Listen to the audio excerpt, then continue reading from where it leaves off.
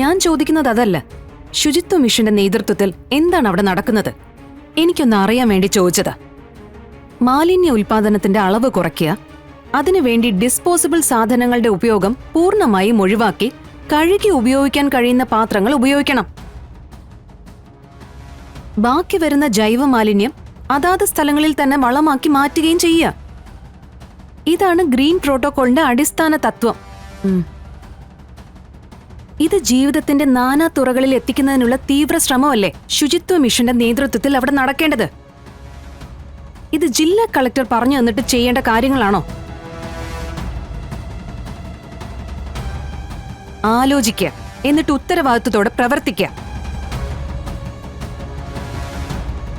ജോലിയിൽ തട്ടിപ്പ് കാണിക്കുന്നവരോട് ഞാൻ ഈ രീതിയിലായിരിക്കും പ്രതികരിക്കുക.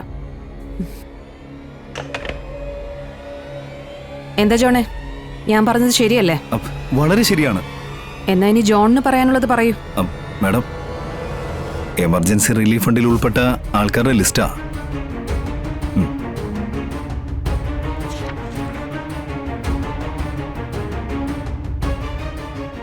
ഇതിലിപ്പോ അർഹതപ്പെട്ടവരാരും തന്നെ ഇല്ലല്ലോ ജോണേ.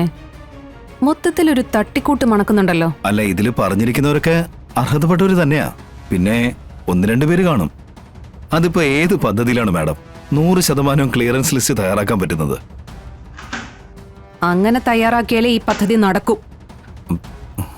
ജോണിന് മറ്റെന്തെങ്കിലും പറയാനുണ്ടോ?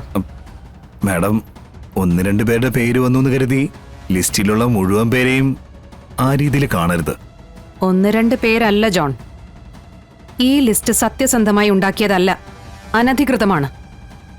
ഇത് ഞാൻ അംഗീകരിച്ചു തരില്ല. അനധികൃതമായ കാര്യങ്ങള് അവനവന് ചെയ്യാം. എന്ത് ജോൺ, എന്താ ഉദ്ദേശിച്ച? അല്ല, ലൈസൻസ് ഇല്ലാതെ പണം പലിശയ്ക്ക് കൊടുക്കാൻ പാടുണ്ടോ? മാഡത്തിന്റെ മദറിൻലോ ചെയ്യുന്നത് അനധികൃതമായ കാര്യമല്ലേ? ഓപ്പറേഷൻ കുബേര. അതെടുത്താൽ ആദ്യം ഉയർന്നു കേൾക്കുന്ന പേര് സത്യഭാമയെന്നായിരിക്കും. അത് മാഡത്തിന്റെ മദറിൻലോ അല്ലേ? അല്ല, ഞാൻ പറഞ്ഞതേ ഉള്ളൂ. മാഡം ഫയൽ നോക്കി ഒന്നുകൂടി തീരുമാനിച്ചാൽ മതി.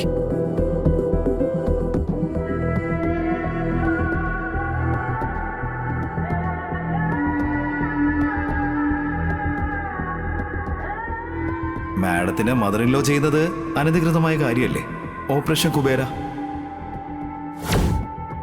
അതെടുത്താൽ ആദ്യം ഉയർന്നു കേൾക്കുന്ന പേര് സത്യഭാമയെന്നായിരിക്കും. അത് മാഡത്തിന്റെ മദറിൻലോ അല്ലേ?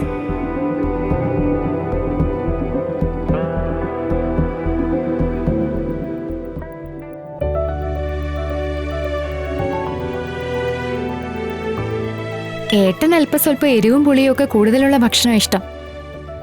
പക്ഷേ അതൊന്നും ഇപ്പൊ കഴിക്കാൻ പറ്റില്ലല്ലോ. ഇത് കഴിക്കൂന്ന് എനിക്ക് തോന്നുന്നില്ല. എണ്ണമയമുള്ള ഭക്ഷണം ഒട്ടും കൊടുക്കരുതെന്നല്ലേ ഡോക്ടർ പറഞ്ഞിരിക്കുന്നേ? ഡോക്ടർ പറയുന്നത് നമ്മൾ കേൾക്കും, പക്ഷേ ശിവേട്ടൻ കേൾക്കില്ലല്ലോ.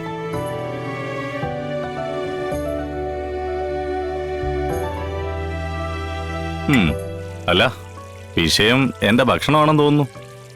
കുറച്ച് ദിവസത്തേക്ക് ഏട്ട ഇതൊക്കെ കഴിച്ച് തൃപ്തിപ്പെടേണ്ടി വരും.